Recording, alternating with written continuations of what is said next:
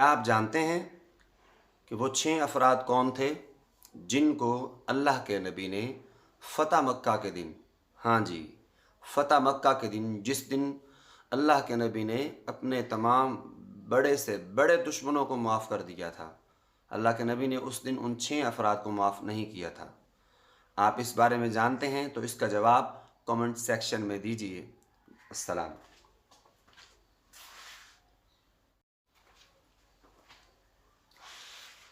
آج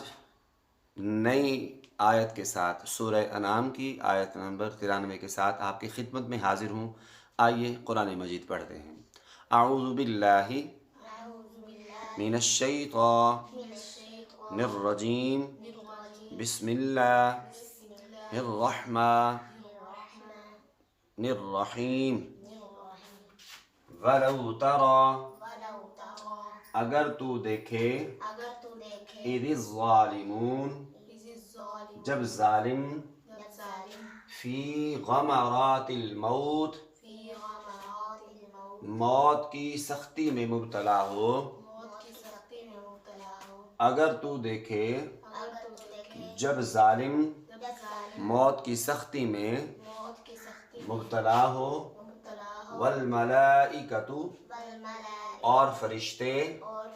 باسطو، پھیلانے والے ہیں، ایدیہم، اپنے ہاتھوں کو، اور فرشتے اپنے ہاتھوں کو پھیلا کر کہتے ہیں،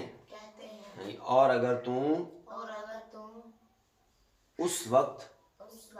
جب موت کی سختی میں ظالم مبتلا ہوں گے اور فرشتے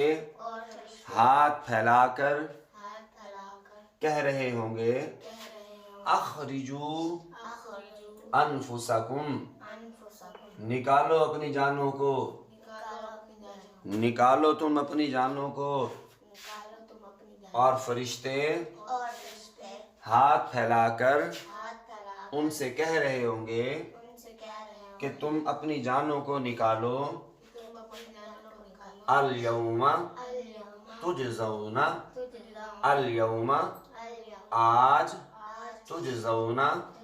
تم بدلہ دیے جاؤ گے، عذاب الہون، ذلت کے عذاب کا، آج تمہیں ذلت کے عذاب کا بدلہ دیا جائے گا، بما کنتم، جو تم تھے، تقولون، کہتے، علی اللہ، اللہ پر، غیر الحق، ناحق بات، جو تم اللہ پر ناحق بات کہتے تھے، اس کی وجہ سے تمہیں ذلت کے عذاب کا بدلہ ملے گا، وَكُنْتُمْ، اور تم تھے، عن آیاتہ، اس کی آیات سے، تستکبرون، تکبر کرتے، جو تم اللہ پر ناحق بات کہتے تھے اور اللہ کی آیات سے تکبر کرتے تھے، اس وجہ سے تمہیں ذلت کے عذاب کا بدلہ دیا جائے گا۔ سامعین محترم، یہ طویل آیت تھی جس کا ایک حصہ ہم نے کل پڑھا تھا، جس میں نے آپ کو بتایا تھا کہ پہلے حصے کے اندر اس شخص کے بارے میں ذکر ہوا جس نے نبی کریم علیہ السلام کی حیات مبارکہ میں نبوت کا جھوٹا دعویٰ کیا تھا، اور دوسرے حصے میں اس فرد کے بارے میں تھا کہ جس نے اللہ کی آیات کا انکار کرتے ہوئے نبی کریم علیہ السلام کے کاتب وحی ہونے کے باوجود مرتد ہوا تھا۔ اور آج کی اسی یعنی آیت نمبر 93 کا باقی حصہ طویل آیت تھی، اس لیے میں نے ترجمہ اور اس کی جو ہے بامحاورہ ترجمہ اور اس کے لفظی ترجمے کو مختصر کرتے ہوئے تاکہ ویڈیو لمبی نہ ہو جائے، تو آئیے سماعت کرتے ہیں۔ اس آیت کے اندر اللہ تعالیٰ ان افراد کے بارے میں گفتگو فرما رہے ہیں جو سب سے بڑے ظالم ہیں، اللہ پر جھوٹا بہتان باندھتے ہیں، اور ایسے متکبرین، ایسے جھوٹے لوگ جو اللہ کی آیات کا انکار کرتے ہیں، اللہ کے نبی کا انکار کرتے ہیں، اللہ کے نبی کی زبان مقدسہ سے قرآن مجید کی بہت ہی مقدس آیات کو سننے کے باوجود اس کو نہیں مانتے، ان کے بارے میں اللہ تعالیٰ ان کے انجام کے بارے میں ہمیں آگاہ فرما رہے ہیں کہ وہ دن، جس دن یوم حساب ہوگا، محشر کے دن، قیامت کے دن، اے نبی صلی اللہ علیہ وسلم تو دیکھے گا آج جو تیرا انکار کر رہے ہیں، کل تو ان کو دیکھے گا۔ کس طرح، کیسے دیکھے گا؟ فرمایا جب یہ ظالم موت کی سختی میں مبتلا ہوں گے، ایک تو اس سختی کے اندر ان کی جسم سے روح باہر نہیں نکل رہی ہوگی، ہاں جی، ان کے جسم سے روح باہر نہیں نکل رہی ہوگی۔ اور آپ جانتے ہیں کہ اللہ رب العالمین کے نبی نے فرمایا کہ جب مومن کی روح جسم سے، مومن پر موت کا وقت آتا ہے تو فرشتے اس کے جسم سے روح نکالتے ہیں۔ ان کی روح نکالنے کا طریقہ اور ہے، اور منکرین قرآن، منکرین ختم نبوت، اور جو اللہ اور اس کے رسول کے انکاری ہیں، ان کی روح نکالنے کا طریقہ اور ہے۔ فرمایا جب کسی مومن کی موت ہوتی ہے تو فرشتے اسے کہتے ہیں یا ایتھا النفس المطمئنہ ارجعی الی ربک، آ جا اپنے رب کی طرف، اے نفس مطمئنہ آ جا اپنے رب کی طرف۔ گویا کہ مکھن میں سے بال کی طرح ان کی روح نکال لی جاتی ہے۔ سمجھ آ رہی ہوگی؟ چاہتے ہیں ہماری روح بھی اسی طرح مکھن میں سے بال کی طرح نکالی جائے؟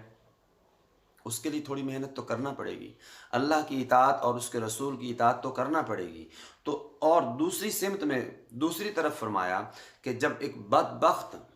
اور وہ ذلیل اور وہ کمینہ فرد جو اللہ اور اس کے رسول کا انکار کرتا ہے، اللہ کے رسول کے اوپر نازل ہونے والے کتاب پر تہمتیں باندھتا ہے، اس کی بے ادبی اور گستاخی کرتا ہے،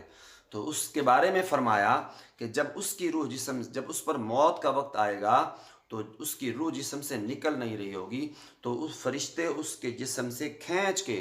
گویا کہ ایک ایسی کانٹے دار جو ہے وہ چھڑی، شاخ، کانٹے دار شاخ ہو اور اس کو کپاس میں سے کھینچا جائے تو ساری کی ساری کپاس ساتھ آتی ہے، اس طرح کر کے اس کی روح جسم سے نکالیں گے۔ اسی کی طرف اشارہ ہے کہ موت کی سختی جب وہ دیکھیں، آپ دیکھیں گے کہ ظالم موت کی سختی میں مبتلا ہوگا، فرشتے کہہ رہے ہوں گے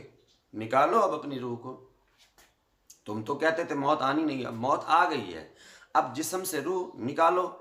تمہارے اندر طاقت ہے، تمہارے اندر ہمت ہے تو نکالو۔ تو ان کی روح جسم سے باہر نہیں آئے گی اور اس کو کھینچ کے نکالا جا رہا ہوگا، اور وہ جب پوچھیں گے کہ یہ کیوں، ہم سے ایسا کیوں ہو رہا ہے۔